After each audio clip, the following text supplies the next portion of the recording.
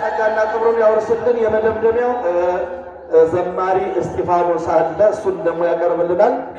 በሩ ተጨናንቋል፣ መውጫና መግቢያ የለም።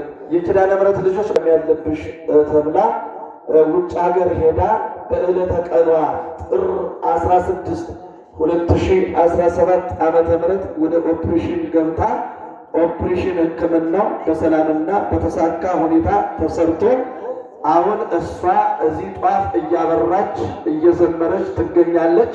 እግዚአብሔር በእናቱ ቆዩ እናታችን ቅድስት ኪዳነ ምሕረት በምልጃዋ እግዚአብሔር ደግሞ በኃይሉ በረድኤቱ በቸርነቱ ስለረዳት ለዚህ ስላበቃት አንድ ሰንጋ ለበዓል ማክበሪያ ለዚህ ገዳም አንድ ሰንጋና ይህን የምታዩትን ይህን ምን ስሙ ምንድን ነው እንግዲህ ዲኮር ነው የሚባለው ማሳመሪያ ማብረቅረቂያ የአውደ ምሕረቱ ማብረቅረቂያ ይህንን የሰራችው ያሰራችው እሷ ናት።